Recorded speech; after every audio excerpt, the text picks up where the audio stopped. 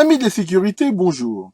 Il y a quelque temps, je vous avais fait une vidéo pour vous montrer un petit portier RFID que j'avais trouvé sur le net. Et certains avaient mis en commentaire comme quoi ce truc-là était pas fiable, que ça valait rien, parce que c'était hyper facile éventuellement de le casser, donc de toucher les fils dedans, et donc que c'était pas un bon appareil. Alors dire ça sur un appareil de sécurité, quel qu'il soit, comme ça, hors contexte, comme on va le voir, ça n'a pas vraiment de sens. Ça dépend du niveau de sécurité qu'on veut. Regardez votre voiture, des tas de gens laissent des trucs dans leur voiture et la ferment à clé, alors que c'est plus psychologique qu'autre chose. On prend un caillou, on donne un grand coup sur une vitre et on peut très facilement rentrer dedans. La sécurité, c'est quelque chose qui maintenant malheureusement est partout et en particulier dans l'informatique. Je dirais dans mon travail de tous les jours professionnel, ça m'occupe, je dirais presque pas la moitié, mais quasi de mon temps. On est tous au courant qu'il y a énormément de problèmes de sécurité sur Internet avec des hackers, des failles, des machins. C'est vraiment devenu une préoccupation importante et ça m'a donné l'idée de faire une petite vidéo un petit peu théorique, quelque part, sur le sujet qui, je pense, vous donnera quelques axes de réflexion. Alors, regardons ça ensemble. Bon, alors, je vous ai fait un petit PowerPoint, justement, qui va me permettre de voir un petit peu certaines choses en ce qui concerne ici la sécurité, et pas du tout simplement celle des, des contrôles d'accès comme on voit ici. Quelque chose qui est pour moi une des notions la plus importante au niveau de la sécurité, c'est qu'il faut le voir comme une chaîne. Et une chaîne, là, c'est bien connu, la force globale d'une chaîne, c'est la force du maillon plus faible. Voilà, on peut avoir des super gros maillons super costauds, s'il y en a un comme on voit ici qui est pas bon, la sécurité globale, c'est ça. Mais au niveau de la sécurité, il y a d'autres, un petit peu concepts de base qu'il est bien d'avoir toujours à l'esprit. Déjà, la sécurité absolue, ça n'existe pas. Il y a toujours des failles. Donc voilà, faut pas chercher de toute façon à avoir la perfection. C'est un peu le Graal, on n'y arrivera jamais. Mais il faut se dire que voilà, à un moment donné, ce qu'il faut, c'est mettre le niveau plus ou moins haut. Donc ce qu'on peut faire, c'est rajouter des moyens pour mettre la barre le plus haut possible.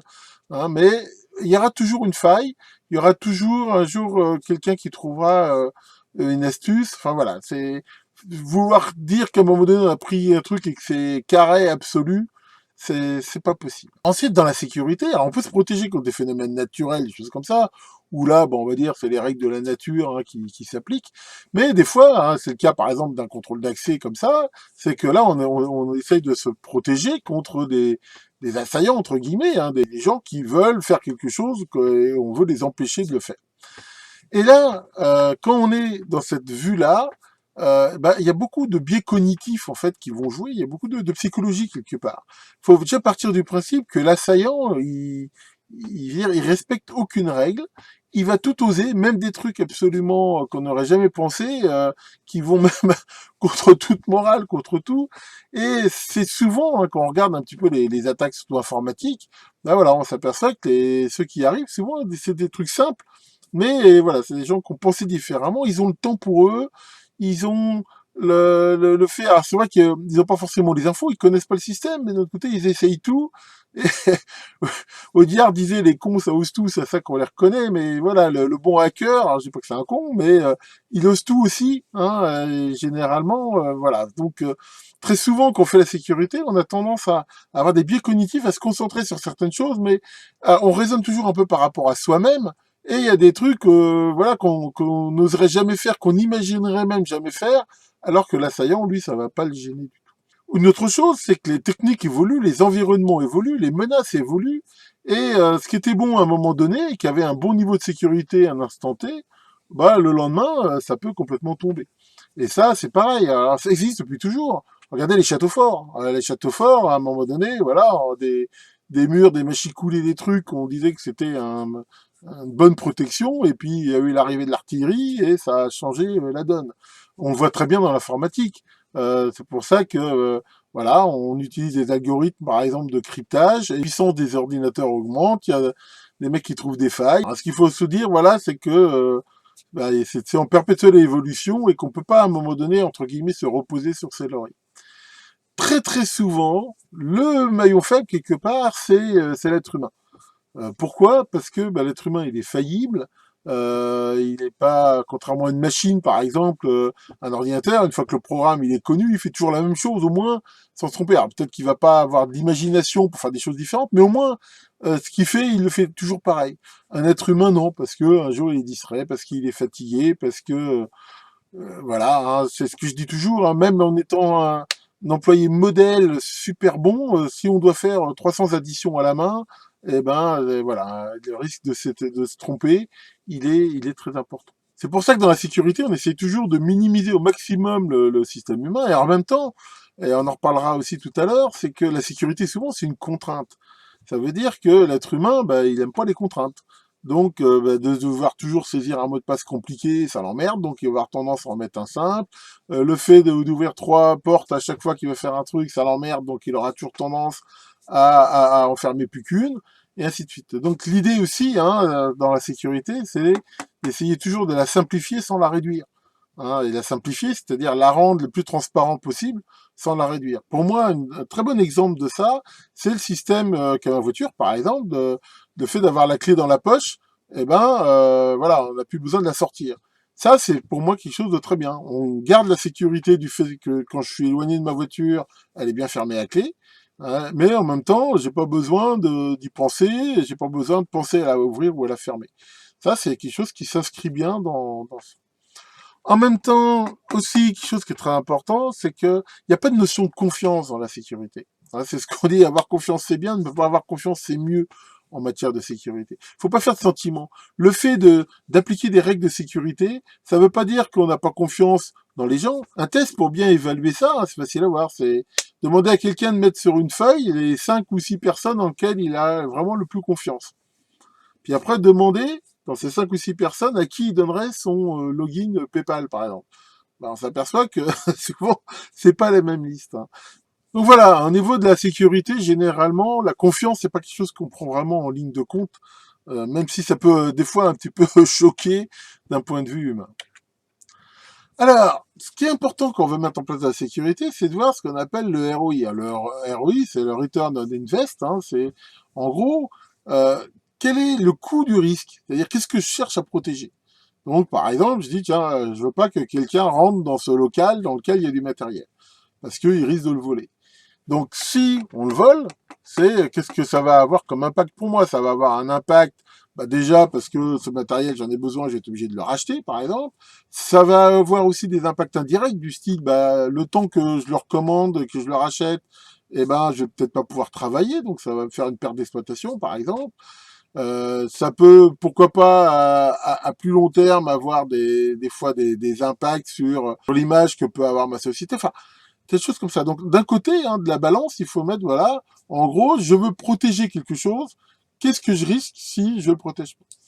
Il faut aussi, après, dans chaque risque aussi, le pondérer avec les probabilités. Voilà, j'ai un truc qui est super important. Maintenant, quelle probabilité il y a qu'une météorite tombe pile poil dessus? Il y en a une, elle est très faible. Donc, quelque part, est-ce que ça vaut quand même le coup de mettre une protection pour ça, alors que la probabilité fait que cette protection-là, enfin, elle va me coûter de l'argent pour un risque qui a très peu de chances d'arriver. Donc, la question, c'est, voilà, quelle place on va vouloir laisser à l'incertitude? Alors, c'est pas si simple que ça, parce que souvent, bah, d'abord, dans les calculs de probabilité, il faut avoir des bases pour le faire, déjà des exemples, et puis en même temps, bah, c'est comme tout pronostic quelque part, on peut se tromper. Donc là, l'idée, c'est de se dire, si je mets pas de protection, voilà en gros ce que ça me coûte. De l'autre côté de la balance, il y a combien ça me coûte de le protéger. Et là, il y a plusieurs coûts. Il y a le coût initial, hein, c'est-à-dire combien ça va me coûter d'acheter le matériel, de le mettre en place, de l'installer. Il peut y avoir des coûts récurrents, genre de maintenance, voilà, tous les X, faut changer les piles, tous les X, faut le vérifier, il y a des mises à jour, des choses comme ça. Et surtout, un coût qui est des fois très important, c'est le coût de la contrainte. Si je mets plein de mots de passe et puis des contrôles d'accès à toutes mes portes, bah, ça veut dire que les gens qui vont devoir rentrer ou sortir, hein, qui sont habilités à le faire, bah, ils vont avoir besoin à chaque fois de taper un code. Ça va faire des pertes de temps, du gêne. Si je mets des mots de passe qu'il faut demander toutes les 5 minutes, eh ben, les gens ils vont les oublier, donc ils vont avoir des processus pour les ravoir et ça va être long, ainsi de suite. Donc l'idée, hein, bien sûr, ça va être bah, d'avoir des coûts à peu près équilibrés. Ça sert à rien de mettre une sécurité de la mort qui coûterait, je sais pas, moi, 10 000 € pour protéger un truc qu'on vous sent. À la limite, on va se dire, bah, j'ai plus vite fait de me le faire voler. Hein. C'est pas plus bête que ça. Donc, la solution à ce truc-là, hein, en fait, ce qu'il faudrait, c'est déjà de mettre en place une sécurité où chaque maillon, c'est-à-dire que tout l'ensemble des choses qui composent cette sécurité sont à peu près de la même force, parce qu'on voit, comme on l'a dit, que c'est le plus faible qui compte. Donc de toute façon, ça sert à rien d'investir plus dans des maillons plus forts. Et en même temps, d'avoir une sécurité proportionnée au risque. Comme je l'ai dit tout à l'heure, il n'y a pas de sécurité absolue. Donc voilà, à quel niveau on veut mettre la barre par rapport à ce qu'on veut faire. Donc pour ça, on va partir d'un exemple pratique. Par exemple, on va dire, tiens, dans un hôpital, tiens, on va prendre un exemple, il y a une réserve dans laquelle on range du matériel. On va dire du matériel un peu au courant, des produits d'entretien, des outils, des fournitures, des choses comme ça. Le truc minimum qu'on pourrait mettre, voilà, on met une bête porte isoplane comme ça interne, dessus on marque réserve, et voilà, elle est même pas fermée avec clé ni rien. La sécurité, elle est minimum. Le maillon faible de ça, bah, c'est que déjà, n'importe qui peut rentrer. Par contre, ça coûte rien. Est-ce que c'est acceptable ou pas? Il y a peut-être des fois où c'est acceptable. Maintenant, on va un peu plus loin. On met une porte qui est toujours pas fermée à clé, mais on rajoute dessus défense d'entrée. Alors ça a l'air de rien. C'est-à-dire, ça coûte quasiment rien. J'ai juste marqué défense d'entrée. Mais c'est quelque chose de très important parce que ça change tout au niveau des biais cognitifs. Hein, comme je l'ai dit tout à l'heure, hein, je ne vais pas faire une vidéo que là-dessus parce que en fait, c'est assez compliqué, mais il y a eu des tas de tests, de choses comme ça qui ont marqué que dans la protection et dans la sécurité, et que surtout donc on va lutter contre des êtres humains, et ben il y a beaucoup de choses qui jouent. Et le simple fait déjà des forces d'entrée, ça montre que de façon claire, hein, par rapport à avant où il n'y a rien qui indiquait que personne n'avait le droit d'entrer, ici ça montre bien que celui qui va le faire déjà, il est au courant qu'il fait quelque chose qui est a priori interdit. Et bizarrement, ça, dans plein de cas, ça va suffire. Ça va suffire, en fait, à protéger. Mais maintenant, on va dire, c'est quand même, ça protège des gens qui ont un respect pour cette interdiction. Maintenant, justement, allons plus loin. Mettons ce fameux digicode que je vous ai présenté ici. Donc là, déjà, pour rentrer, il faut avoir soit un code, soit un badge, soit les deux.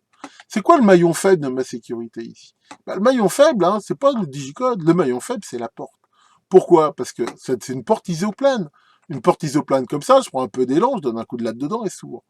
Et à la limite, c'est beaucoup plus facile de casser cette porte que d'aller casser un digicode où, à la limite, il faudrait même plus des outils que donner un simple coup de latte dedans. En même temps, ça nécessite des connaissances un petit peu, parce que, je veux dire, c'est vrai que quelqu'un qui connaît, il dit, oh, bah, il suffit de court-circuiter les fils, mais il y a des tas de gens qui n'ont pas ces connaissances-là. Donc le maillon faible ici, c'est pas du tout le digicode, c'est la porte. Mais en même temps, là, on a déjà un niveau de protection qui est relativement haut. On a un niveau de protection qui est assez haut et qui suffit, sauf si l'attaquant, il est prêt à casser. Mais c'est déjà quelque chose qui est un niveau au-dessus. Rappelez-vous, ici, c'est juste des forces d'entrée. Donc on va dire, la personne qui veut rentrer, elle a ce truc de se dire, ah, c'est interdit, mais je le fais quand même. Là, on l'empêche.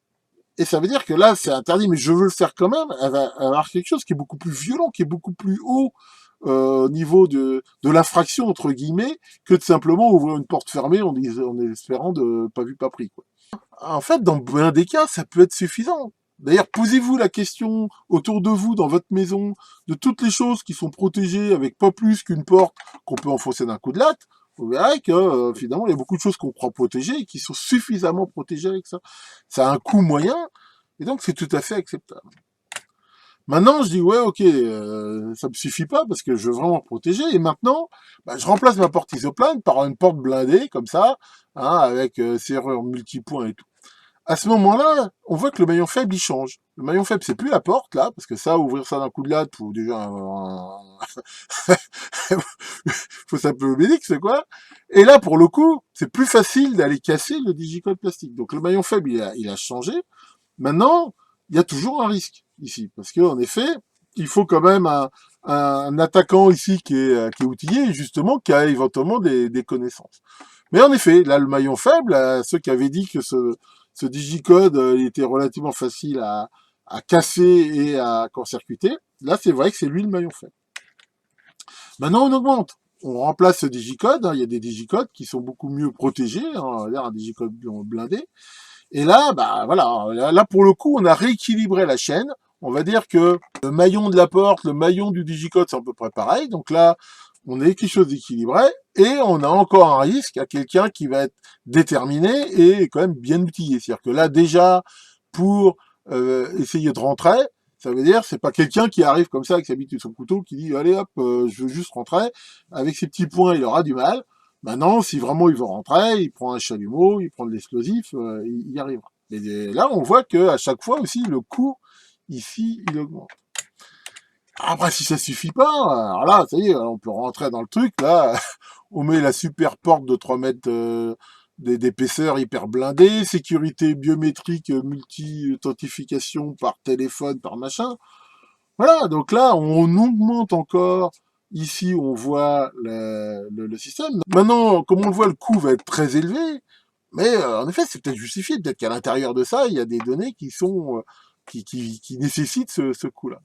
Mais encore une fois, si on a ça, il faut bien s'assurer que tous les autres maillons sont bons. Par exemple, que le mur, les toits, les ouvertures et tout ça sont proportionnés avec cette porte. Je vais vous raconter une histoire vraie. Hein. Je connaissais quelqu'un qui avait un petit jardin avec un petit cabanon et qui en avait marre parce que lui s'était fait voler des outils, des trucs comme ça. Et un jour, il m'annonce qu'il avait installé une porte métallique comme ça, puis des barreaux, en me disant ce coup-ci, je risque plus rien. Bah, il s'est fait voler quand même. Mais le voleur, il est passé par où? Bah, en fait, le toit, c'était des simples tuiles posées sur, on va dire, des litos. Et voilà, ils ont enlevé 3 tuiles, les mecs, ils ont cassé un lito et puis ils sont rentrés. Voilà. Le problème, c'est qu'à un moment donné, il avait bien renforcé son truc, un petit peu comme là avec une porte, mais bah, le maillon faible, il était autre part. Et les mecs, bah, ils ont pris le truc le plus faible. Alors, une fois qu'on a aussi trouvé le maillon faible, eh ben, on peut des fois aussi voir comment le renforcer, des fois, pas forcément en prenant des solutions drastiques. Et justement, le fameux petit access control que je vous ai montré, en fait, hein, moi je l'ai installé chez quelqu'un, et ben je l'ai renforcé. Je l'ai renforcé de façon très facile. Qu'est-ce que j'ai fait pour le renforcer? Ce système-là, il a un contact qui s'ouvre quand on l'ouvre. Hein, on peut facilement mettre un truc qui détecte qu'il a été ouvert. Et bah, j'ai mis un relais bistable qui fait que quand on l'ouvre, eh ben, ça colle le bistable et ça désactive la gâche. Et le bistable, bien sûr, il est dans l'armoire électrique, il n'est pas atteignable. Donc là, ça n'empêchera pas qu'il soit cassé, mais même si le mec il casse et il touche le fil, eh ben, il n'arrivera pas à ouvrir la porte. Donc voilà, on voit qu'on peut relativement des fois facilement, bah, pareil, trouver en gros quel est le maillon faible du maillon faible et le corriger. Donc voilà, hein, en conclusion de ça, quel que soit le domaine, parce que ce que je dis, en effet, c'est vrai partout, il faut identifier le ou les maillons faibles et forts. Hein. La sécurité, elle sera optimum quand vous aurez des maillons de robustesse identiques, et en même temps que donc la force globale de la chaîne, elle sera proportionnée au risque acceptable. Donc voilà, des fois ça peut être intéressant hein, de revoir un petit peu chez vous, voilà, posez-vous la question, ah bah ouais, vous avez peut-être une super porte d'entrée blindée, puis si ça se trouve, la porte de l'arrière-garage derrière est toujours ouverte, ou, ou c'est une porte qu'on peut ouvrir d'un coup de pied.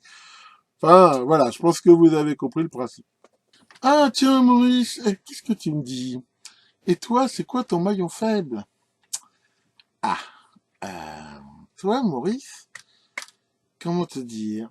Tu es un cas particulier de la sécurité. On appelle ça le principe de sécurité de la belle-mère. C'est-à-dire que ce qui te protège, toi, c'est que pas personne n'a envie de te voler. Et oui, je sais, c'est dur, mais qu'est-ce que tu veux? C'est ça. Je suis vraiment pas gentil avec ce pauvre Maurice. Enfin, que le grand Securitas vous protège et à très bientôt pour de nouvelles vidéos.